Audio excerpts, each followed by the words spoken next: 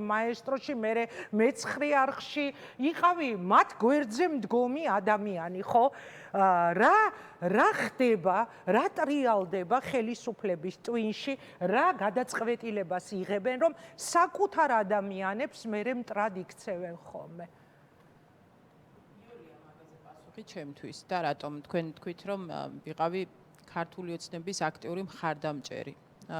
დავაკორექტირებდი ამ ნათქვამს და უფრო ასე ვიტყოდი, რომ მე ვიყავი ხელისუფლების ცვლილების მომხრე 2012 წელს იმ ყველაფრის გამო, რაც იმ პერიოდში ქვეყანაში ხდებოდა და ვიყავი ქართული ოცნების კოალიციის, მაშინდელი კოალიციის მიერ გაცხადებული პროგრამული პრიორიტეტების და ხედვის მომხრე, რაც გულისხმობდა რას, ხო? ადამიანის ღირსების გამოკვეთას და ხაზგასმას და დაცვას, ძალადობაზე უარის თქმას და უარყოფას იმ ყველაფრის, რის გამოც ჩვენ წინა ხელისუფლება არ მოგწონდა. გადის დრო და ჩვენ ვიღებთ ზუსტად იგივე სურათს, თუ უფრო მძიმეს არა, რასაც მაშინ ვაპროტესტებდით. აქედან გამომდინარე, ბუნებრივია, ვერ ვიქნები დღეს თუ ვარ იმ პრინციპების მხარდამჭერი ადამიანი, რა პრინციპების მხარდამჭერიც ვიყავი 12 წლის წინ, ვერ ვიქნები დღეს ამ ხელისუფლების მხარდამჭერი. და ეს არ დაწყებულა თუნდაც 2 წლის წინ, ეს უფრო დიდი ხნის წინ დაიწყო ჩემთვის და დაიწყო პირველ რიგში მაშინ, როცა სახელმწიფომ ვერ დაიცვა პატარა ბავშვების, მოზარდების, სიცოცხლის ხელშეუვალი უფლება. როდესაც ვერ დაიცვა სამართლიანი გამოძიების პრინციპი, ვერ დაიცვა სხვა დანარჩენი მოზარდები იმ პროცესისგან, რაც მაშინ განვითარდა ხორავა საქმის მერე. ამან თანდათან დააგროვა ჩემში ბევრი ბრაზი და წყენა და შემდეგ თანდათან ამას მოყვა კიდევ უფრო მნიშვნელოვანი და უფრო მძიმე პრობლემები, ეს იყო გავრილოვის ღამე და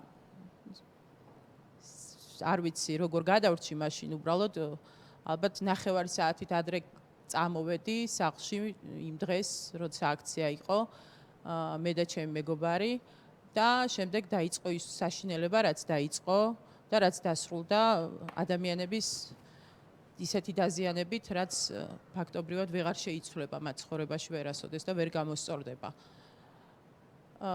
ეს ხალხი და ამ ყველაფრის შემოქმედნი ჩვენ გვეძახიან დღეს თვითლუსტრირებულებს და მოღალატეებს.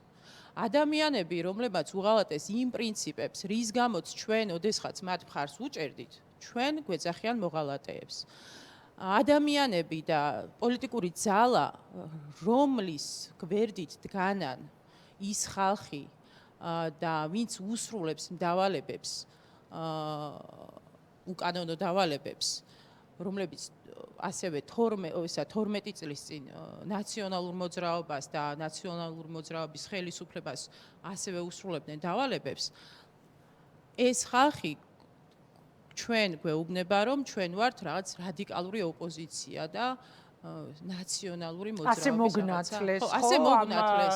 ხმის ამოღების მერე. საერთოდ რომ არასოდეს არ ვყოფილვართ იმ მხარეს დაგვაყენეს ყველანი ერთად, ასე შეგუკრიბეს და გვიწოდებენ თვითლუსტრირებულებს, გვიწოდებენ საბოტაჟის მომწყობებს.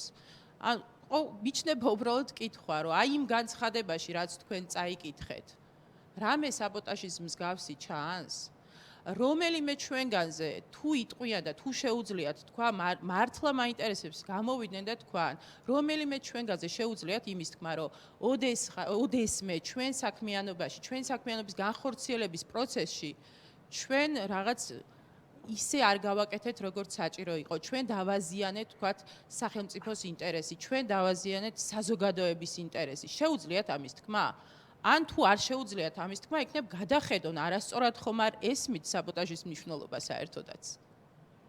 არ ვიცი, აი იცით რა არის საბოტაჟი ესეთი საყვარელი სიტყვა გახდა რა ქართული ოცნების ყველაფერზე საუბრობენ რომ აი საბოტაჟის მოწყობა იქ ფონდის დაყადაღება საბოტაჟს ახსენებენ იქ ადამიანი ხმას ამოიღებს უკანონობაზე საბოტაჟს ახსენებენ ჩვენ რაღაცნაირად უკვე იმუნიტეტი გვაქვს მე მგონი ყველას თქვენ არ ვიცი მაგრამ ჩვენ ვისაც ბევრი წელია გვეძახიან ნაცებს უსამშობლოებს მოღალატეებს და ასე შემდეგ რაღაცნაირად უკვე ამას მივეჩვიე და ფასიც დაკარგა გაუფასურა საბოტაჟ სიტყვას რომ ახსენებენ ხოლმე ღიმილის მომგვრელი ხდება უკვე აი მეტი საბოტაჟი რა შეიძლება სახელმწიფო მოუწყოს საკუთარ მოქალაქეს როცა მაგალითად 4 შვილის დედა რომელიც მუშაობს მოქალაქეთა მომსახურების ოპერატორად რჩება სამსახურის გარეშე აი საბოტაჟი თუ რამე არის ერთი კონკრეტული ადამიანის მიმართ ჩემთვის არის ეს ამასობაში პირველი გოლი გაიტანეს ხო მითხარით თუ შეიძლება კოჩორამ გაიტანა 1-0-ია რა თქმა უნდა კოჩორამ გაიტანა და ვულოცავთ და